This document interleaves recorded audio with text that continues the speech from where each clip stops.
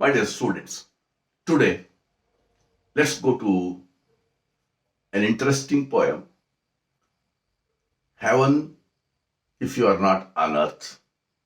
And this poem is originally written by the greatest Kannada poet, Dr. K.V. Puttappa, who is known as Kuvempu. Kuvempu occupies a prominent place in Kannada literature. As we know that English literature cannot be thought without the literature of William Shakespeare. In the same way, we cannot think of Kannada literature without studying the contributions of Kuvempu. Such is the great personality. ಇವತ್ತು ನಾವು ಒಂದು ಮುಖ್ಯವಾದಂಥ ಕವನಕ್ಕೆ ಹೋಗೋಣ. Heaven if you are not on earth.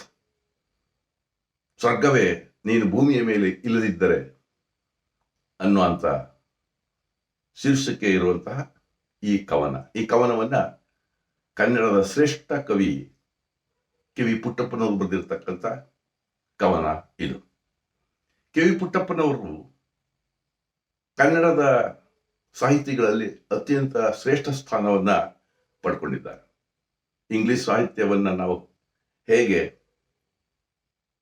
ಸಾಹಿತ್ಯದಲ್ಲಿ ನಾವು William Shakespeare ಅವರನ್ನ ನೆನ್ಕೋತೀವೋ ಅದೇ ರೀತಿ ಕನ್ನಡ ಸಾಹಿತ್ಯ ಅಂತಂದ್ರೆ ಕುವೆಂಪುರವರನ್ನ ನಾವು ನೆನ್ಕೋತೀವಿ. Originally it is written in Kannada and it has been translated into English by Dr. C. Naganna. ಇದನ್ನ ಮೂಲತಃ ಕನ್ನಡದಲ್ಲಿ ಬರೆಯಲಾಗಿದೆ, ಕುವೆಂಪುರವರು ಬರೆದಿದ್ದಾರೆ. ಇದನ್ನ ಡಾಕ್ಟರ್ ಸಿ ನಾಗಣ್ಣರವರು ಇಂಗ್ಲಿಷ್ಗೆ ಭಾಷಾಂತರಿಸಿದ್ದಾರೆ. Kuvempu is a great thinker, ಮಹಾನ್ ವೈಚಾರಿಕತೆ ಉಳ್ಳಂತ ವ್ಯಕ್ತಿ. ಕೆಲಸಕ್ಕೆ ಬರೆದಂಥ ಶಾಸ್ತ್ರ, ಮೂಢನಂಬಿಕೆ, ಸನಾತನ ಧರ್ಮ ವಿರುದ್ಧ ಸಿಡಿದಂತಹ ವ್ಯಕ್ತಿ. ಇವರಿಗೆ ಏನು ಕಾನ್ಸೆಪ್ಟ್ಸ್ಗಳಿದ್ದಾವೆ, ಸ್ವರ್ಗ ನರಕ ಅನ್ನೋದು, ಅದರಲ್ಲಿ ನಂಬಿಕೆ ಇಲ್ಲ. ಈ ಸ್ವರ್ಗ ಅಂತಕ್ಕಂಥದ್ದು ಭೂಮಿಯ ಮೇಲೆ ಇದೆ, ಸ್ವರ್ಗ ಅನ್ನೋದು ಪ್ರಕೃತಿಯಲ್ಲೇ ಇದೆ, ಸ್ವರ್ಗ ಅನ್ನೋದು ಮನುಷ್ಯರ ಕೈನಲ್ಲೇ ಇದೆ ಅನ್ನೋ ಮಾತನ್ನ ಇವರು ಹೇಳ್ತಾರೆ. Here in this poem Kuvempu says that there is no heaven or hell somewhere. Heaven is on the earth ಅನ್ನುವಂಥ ವಿಚಾರವನ್ನ ಹೇಳಲಿಕ್ಕೆ ಹೊರಟಿದ್ದಾರೆ. Heaven if you are not on earth. So ಈ ಅಡ್ರೆಸಸ್ ದಿ ಹೆವನ್, ಸ್ವರ್ಗವನ್ನ ಇವರು ಉದ್ದೇಶಿಸಿ ಮಾತಾಡ್ತಾರೆ. O heaven if you are not on earth. ನೀವು ಭೂಮಿಯಲ್ಲಿ ಇಲ್ಲಿದ್ರೆ ಎಲ್ಲೂ ಇರಲ್ಲ. And we can't see heaven anywhere but on earth. ಭೂಮಿಯ ಮೇಲೆ ಮಾತ್ರ ನಾವು ಸ್ವರ್ಗವನ್ನ ಕಾಣ್ತೀವಿ ಅನ್ನೋ ವಿಚಾರವನ್ನ ನಮ್ಮ ಕುವೆಂಪುರವರು ಹೇಳ್ತಾ ಹೋಗ್ತಾರೆ. ಈಗ ನಾವು let's go to the point. What does he say?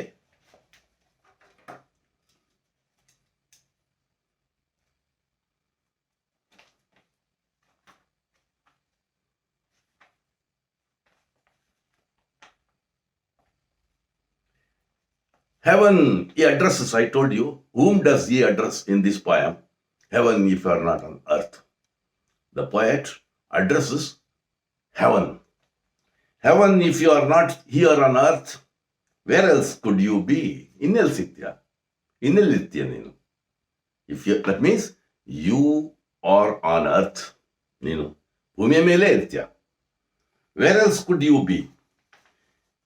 If we ourselves cannot be gods, there can be no gods. ನಾವು ದೇವರಾಗದೆ ಹೋದ್ರೆ, ಸೊ ಇಲ್ಲಿ ಏನು ದೇವರ ಪರಿಕಲ್ಪನೆ ಅನ್ನೋದನ್ನ ಇವರು ಬೇರೆ ರೀತಿಯಲ್ಲಿ ಹೇಳ್ತಾರೆ. So human beings should be gods through human qualities. So man should not search for heaven somewhere else. It's on earth. ಎಲ್ಲೂ ಹುಡುಕಬಾರ್ದು, ಇದು ಭೂಮಿ ಮೇಲೆ ಇದೆ. And he should live peacefully. And he should have virtues like honesty, love, compassion, passion, loyalty, mercy. So ಇವೆಲ್ಲ ಮಾನವೀಯ ಗುಣಗಳು. He should have honesty, ಪ್ರಾಮಾಣಿಕತೆ, ಪ್ರೀತಿ, ಕರುಣೆ, ದಯೆ, ವಿನಯತೆ, ಇವೆಲ್ಲವೂ ಇರಬೇಕು. ಇವೆಲ್ಲ ಇದ್ರೆ and that human being will become God. That is what he says. If ourselves cannot be gods, that we should have virtues like honesty, love, compassion, passion, mercy. ಇಂಥ ಗುಣಗಳಿದ್ರೆ man becomes God. If ourselves cannot be gods, there can be no gods. ನೋಡಿ ಎಷ್ಟು ಚೆನ್ನಾಗಿ ಹೇಳ್ತಾರೆ. ನಾವೇ ದೇವರಾಗದೆ ಹೋದ್ರೆ ಇನ್ನೆಲ್ಲೂ ದೇವರು ಸಿಗೋದಿಲ್ಲ. ಈಗ ನಾವು ಏನು ದೇವರು ದಿಂಡ್ರು ಅಂತ ಮಡಿಕೊಂಡಿದ್ದೀವಿ, ಅದರಲ್ಲಿ ಅರ್ಥ ಇಲ್ಲ ಅನ್ನೋ ಅಂತ ಮಾತನ್ನ ಹೇಳ್ತಾ ಹೋಗ್ತಾರೆ. ದೇವರ ಹೆಸರಿನಲ್ಲಿ ಮನುಷ್ಯ ಶೋಷಣೆ ಮಾಡ್ತಕ್ಕಂಥ ವಿರುದ್ಧ ಇವರು ಹೇಳ್ತಾರೆ. ಅದಕ್ಕೆ ಒಂದೊಂದು ಟೈಮಲ್ಲಿ ಯಾವುದೋ ಒಂದು ಸಂದರ್ಭದಲ್ಲಿ ಹೇಳ್ತಾರೆ, ದೇವರು ಸೆರೆಯಾಳು, ದೇವಸ್ಥಾನ ಸೆರೆಮನೆ, ಪೂಜಾರಿ ಕಾವಲುಗಾರ ಅನ್ನೋ ಪದವನ್ನ ಹೇಳ್ತಾರೆ. ಅದಕ್ಕೋಸ್ಕರನೇ ಅವರು ಸ್ವಲ್ಪ ಇನ್ನೂ ಮುಂದುವರೆದು ನೂಕಾಚೆ ನೂರಾರು ದೇವರುಗಳ ಅನ್ನೋ ಪದವನ್ನು ಸಹ ಹೇಳ್ತಾರೆ. ಇಲ್ಲಿ if we ourselves cannot be gods, there can be no gods. ನಾವೇ ದೇವರಾಗದೆ ಹೋದ್ರೆ, ನಾವು ಮನುಷ್ಯರ ಗುಣಗಳನ್ನು ಇಟ್ಕೊಳ್ಳದೆ ಹೋದ್ರೆ ಪ್ರಯೋಜನ ಇಲ್ಲ. If ourselves are not heavenly nymphs, ನಾವೇ ಅಪ್ಸರಿಯರಾಗದೆ ಹೋದ್ರೆ the nymphs are not anyway. That means nymphs and gods are not anywhere, ಎಲ್ಲೂ ಇಲ್ಲ, ಇದು ಮನುಷ್ಯರಲ್ಲೇ ಇದೆ. ಮನುಷ್ಯ ಆ ಗುಣಗಳನ್ನು ಬೆಳೆಸ್ಕೋಬೇಕು. If ourselves are not heavenly nymphs, NYMPHS, so the nymphs are not elsewhere, ಎಲ್ಲೂ ಸಿಗೋದಿಲ್ಲ. ಈಗ ಹಂಗಿದ್ಮೇಲೆ ಹೆವನ್ ಅನ್ನೋದು, ಸ್ವರ್ಗ ಅನ್ನೋದು ಎಲ್ಲಿ ಸಿಗುತ್ತೆ ಅಂತ ಸಿ. Elements of nature, while this roaring stream rushes fast, ಜೋರಾಗಿ ಓಡುವಂತಹ ಈ ನದಿ, rolling surf at the edge of the waves. Please see roaring streams, rolling surf and a tender sun. ಎಳೆ ಬಿಸಿಲು, ಸೂರ್ಯನ ಎಳೆ ಬಿಸಿಲು, ಇವುಗಳಲ್ಲಿ ನಾವು ಸ್ವರ್ಗವನ್ನು ಕಾಣ್ತೇವೆ. So elements of nature, roaring stream, rolling surf and tender sun. The tender sunshine leans on verdant gardens. ಈ ಎಳೆ ಬಿಸಿಲು ವಾರ್ಡೆಂಟ್ ಗಾರ್ಡನ್ಸ್ ಅಂತಾರೆ, ಗ್ರೀನ್ ವಿತ್ ಗ್ರಾಸ್, ಹಸಿರು ಹುಲ್ಲಿನ ಮೇಲೆ ಆ ಎಳೆ ಬಿಸಿಲು ಬೀಳ್ತಕ್ಕಂಥದ್ರಲ್ಲಿ ನಾವು ಸ್ವರ್ಗವನ್ನ ಕಾಣ್ತೇವೆ.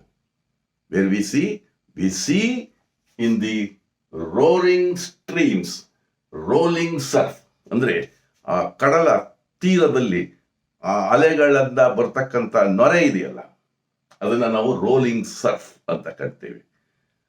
ರೋರಿಂಗ್ ಸ್ಟ್ರೀಮ್, ಬೋರ್ಗರೆಯುವಂತಹ ನದಿಗಳ ಸದ್ದು, ಸಮುದ್ರದಲ್ಲಿ ಬರುವಂತಹ ಅಲೆಗಳಿಂದ ಉಂಟಾಗುವಂತಹ ನೊರೆ ಮತ್ತು ಎಳೆ ಬಿಸಿಲು, ಎಲ್ಲಿ ಹಸಿರು ಹುಲ್ಲಿನ ಮೇಲೆ ಬೀಳುವ ಎಳೆ ಬಿಸಿಲಿನ, ಸೂರ್ಯನ ಎಳೆ ಬಿಸಿಲು, ಅಲ್ಲಿ ನಾವು ಕಾಣ್ತೇವೆ. And then the gentle sun who makes earth heaven, ಭೂಮಿಯನ್ನೇ ಸ್ವರ್ಗವನ್ನಾಗಿ ಮಾಡ್ತಕ್ಕಂಥದ್ದು ಯಾವುದು? ದ ಜೆಂಟಲ್ ಸನ್, ಸೌಮ್ಯ ರೀತಿಯ ಸೂರ್ಯ. Gentle sun will make this earth heaven. Coming to the last para,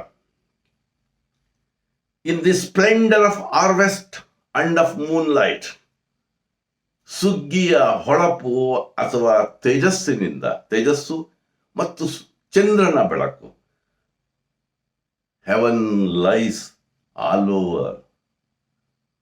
wear does heaven lie? All over. ಎಲ್ಲ ಕಡೆಗೂ ಸ್ವರ್ಗ ಹರಡಿರ್ತದೆ. ಎಲ್ಲಿ? In the splendour of harvest and moon light. ಪೂರ್ಣಚಂದ್ರ. ಅದಕ್ಕೋಸ್ಕರನೇ ತಮ್ಮ ಮಗನ ಹೆಸರನ್ನ ಪೂರ್ಣಚಂದ್ರ ತೇಜಸ್ವಿ ಅಂತ ಕರೀತಾರೆ ಕುವೆಂಪುರವರು. In the splendour of harvest, ಸುಗ್ಗಿಯ ಹೊಳಪು ಅಥವಾ ತೇಜಸ್ಸು ಮತ್ತು ಪೂರ್ಣಚಂದ್ರನಲ್ಲಿ ಸ್ವರ್ಗವು ಹರಡಿರುತ್ತದೆ. Heaven lies all over. Last one, imbibing and spilling the song of nectar. ಸಂಗೀತದ ಈ ಒಂದು ನೆಕ್ಟಾರ್, ಮಕರಂದ ಅಂತ ಏನ್ ಕರಿತೀವಿ, ಹೂನಲ್ಲಿ ಸಿಗುವಂತ ಮಕರಂದ. ಸೊ ಇಂಬೈಬಿಂಗ್ ಅಂಡ್ ಸ್ಪಿಲ್ಲಿಂಗ್, ಅದನ್ನು ಹೀರಿಕೊಂಡು ಮತ್ತು ಅದನ್ನು ಹೊರಚೆಲ್ಲೋದು. Imbibing and spilling the song of nectar, the poet creates heaven on earth. How does poet create heaven on earth? By imbibing and spilling the song of nectar.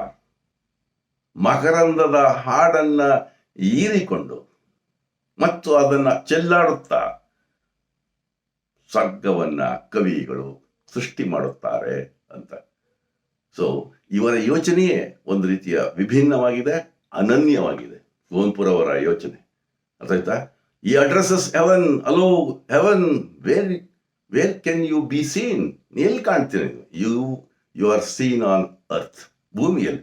So ಇವರನ್ನು ನಾವು ಪ್ರಕೃತಿಯ ಕವಿ, English ಸಾಹಿತ್ಯದಲ್ಲಿ ನಾವು ವಿಲಿಯಂ ವರ್ಡ್ಸ್ವರ್ತ್ ಅವರನ್ನು ನಾವು is considered as the poet of nature.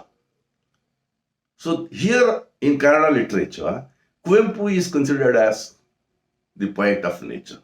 ಅವರ ಮಲೆಗಳಲ್ಲಿ ಮದುಮಗಳು ಅನ್ನುವಂಥ ಕಾದಂಬರಿಯಲ್ಲಿ ಪ್ರಕೃತಿಯ ವರ್ಣನೆಯನ್ನು ನಾವು ಕಾಣ್ತೇವೆ.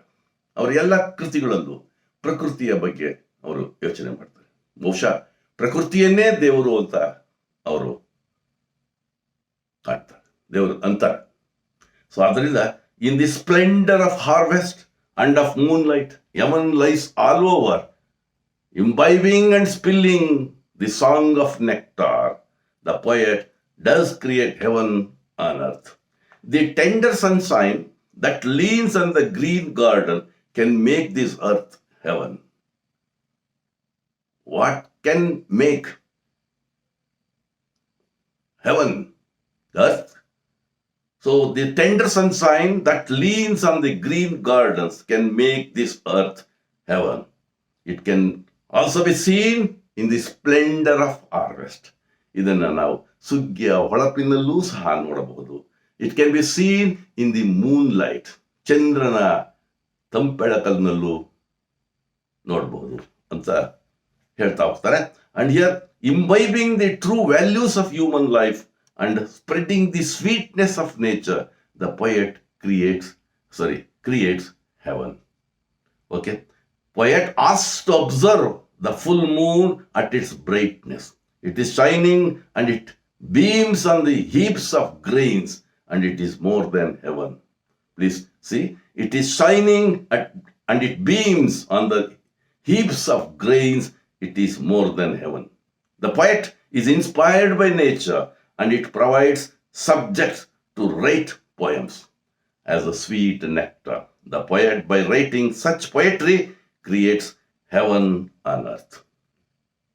ಸೊ ಕವಿ ಇಂತಹ ಕವನಗಳನ್ನು ಬರೀತಾ ಸ್ವರ್ಗವನ್ನ ಸೃಷ್ಟಿ ಮಾಡ್ತಾರೆ.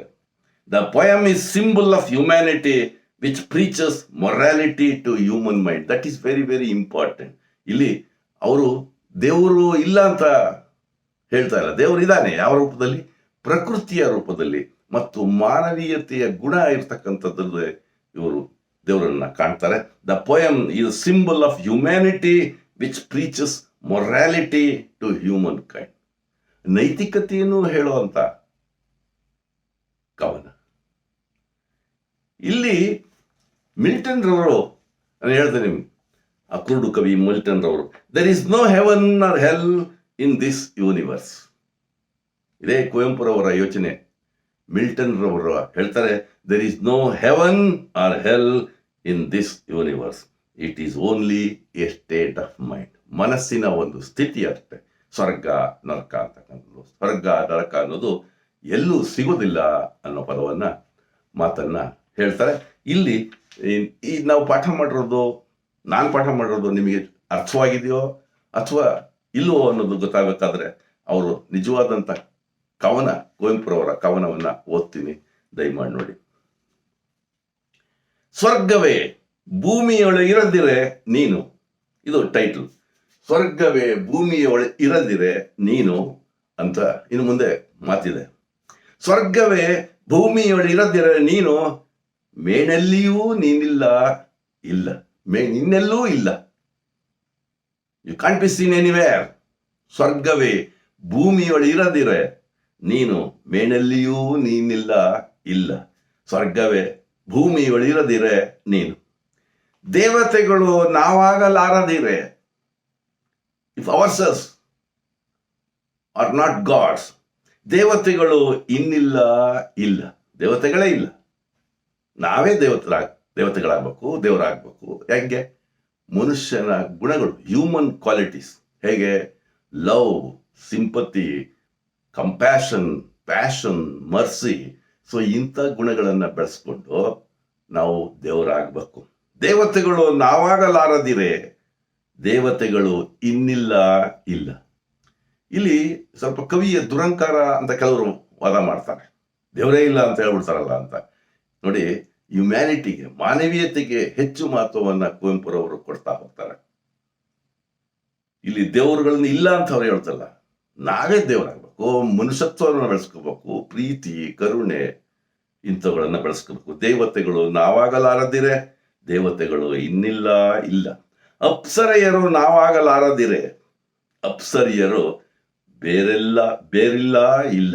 ಅಪ್ಸರಿಯರು ಎಲ್ಲೂ ಇಲ್ಲ, ನಾವು ಆಗ್ಬೇಕು. ಇಲ್ಲಿ ನೋಡಿ, ಪ್ರಕೃತಿ ಬಗ್ಗೆ ಮಾತಾಡ್ತಾರೆ. ಮೊರೆಯುತ್ತ ಓಡುವ ಈ ತೊರೆ ಇದೆ. ಜೋರಾಗಿ ಮೊರೆ ಮಾಡಿಕೊಂಡು ಧ್ವನಿ ಮಾಡಿಕೊಂಡು ಹೋಗ್ತಾ, ಮೊರೆಯುತ್ತ ಓಡುವ ಈ ತೊರೆ ಇದೆ, ತೆರೆಗಳ ತುದಿಯಲ್ಲಿ ತಿರುಗುವ ನೊರೆ ಇದೆ. ತೆರೆಗಳ ತುದಿಯಲ್ಲಿ ತಿರುಗುವ ನೊರೆ ಇದೆ. That is rolling surf. And ಹಸಿರು ಬನಗಳಲ್ಲಿ ಹೂ ಬಿಸಿಲು ಹೊರಗಿರೆ. ಹಸಿರು ಬನ, ವಾರ್ಡೆಂಟ್ ಗಾರ್ಡನ್, ಬನಗಳಲ್ಲಿ ಹೂ ಬಿಸಿಲು ಹೊರಗಿರೆ. ಟೆಂಡರ್ ಸನ್ಶೈನ್, ಕೋಮಲ ರವಿ ಇದೆ. ನಾಕವು ಈ ಧರೆ, ನಾಕ ಸ್ವರ್ಗ, ಈ ಧರೆ ಭೂಮಿಯೇ ಸ್ವರ್ಗವಾಗುತ್ತದೆ. ನೋಡಿ, ಇದು ಬಹಳ ಇಂಪಾರ್ಟೆಂಟ್. ಮೊರೆಯುತ್ತ ಓಡುವ ಈ ತೊರೆ ಇದೆ, ತೆರೆಗಳ ತುದಿಯಲ್ಲಿ ತಿರುಗುವ ನೊರೆ ಇದೆ. ಹಸಿರು ಬನಗಳಲ್ಲಿ ಹೂ ಬಿಸಿಲು ಹೊರಗಿರೆ, ಕೋಮಲ ರವಿ ಇದೆ. ನಾಕವೂ ಈ ಧರೆ, ಸ್ವರ್ಗ, ಭೂಮಿಯೇ ಸ್ವರ್ಗ. ಕೊನೆ ಪದ ನೋಡಿ. ಸುಗ್ಗಿಯ ಸೊಬಗಲಿ ತಿಂಗಳ ಬೆಳಕಲ್ಲಿ, in the splendour of harvest. And then ಪೂರ್ಣ ಚಂದ್ರನಲ್ಲಿ, ತಿಂಗಳ ಬೆಳಕಲ್ಲಿ, ಸಗ್ಗವು ಬಿದ್ದಿರುವುದು ಅಲ್ಲಲ್ಲಿ. It lies everywhere. ಎಲ್ಲಿ? ಸುಗ್ಗಿಯ ಸೊಬಗಲಿ ತಿಂಗಳ ಬೆಳಕಲಿ, ಸಗ್ಗವು ಅಂದ್ರೆ ಸ್ವರ್ಗವು ಬಿದ್ದಿರುವುದು ಅಲ್ಲಲ್ಲಿ. ಕಬ್ಬಿಗ ನಿಂಚರ ಸೊದೆಯುಂಡು, the poets imbibing and spilling the nectar. ಕಬ್ಬಿಗ ನಿಂಚರ ಸೊದೆಯುಂಡು ಚೆಲ್ಲಿ, ಸಗ್ಗವ ಮಾಡ್ಪನು ಈ ಭುವಿಯಲ್ಲಿ.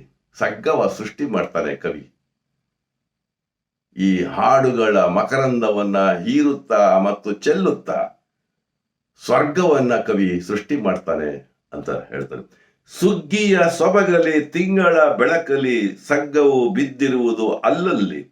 ಕಬ್ಬಿಗ ನಿಂಚರ ಸೊದೆಯುಂಡು ಚೆಲ್ಲಿ, ಸಗ್ಗವ ಮಾಡ್ಪನು ಈ ಭುವಿಯಲ್ಲಿ, ಈ ಭೂಮಿಯಲ್ಲಿ.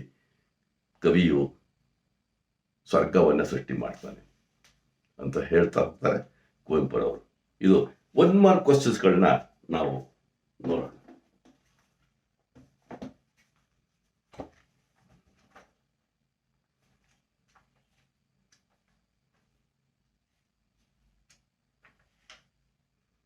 Who is the poet addressing in the poem?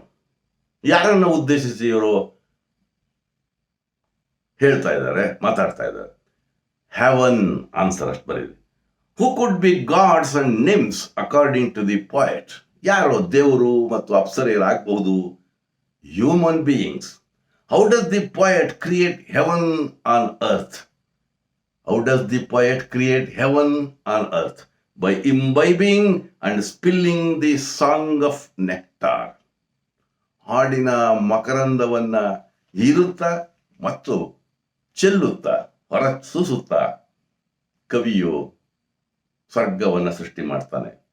Name any one element of nature mentioned in the poem. So there are 3: roaring streams, rolling surf, and a tender sun. You can write any one.